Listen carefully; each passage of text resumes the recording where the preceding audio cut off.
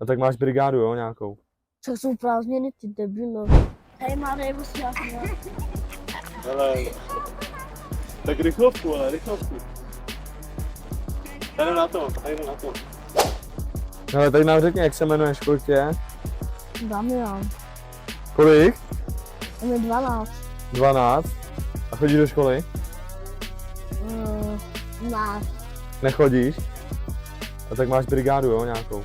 Co jsou prázdniny, ty debilo. A co bylo dřív, slepice nebo vejce? Ani jedno. Jak ani jedno? To je přece blbost, tak jedno něco muselo být.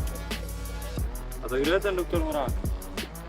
Nebo fakt střílej, more.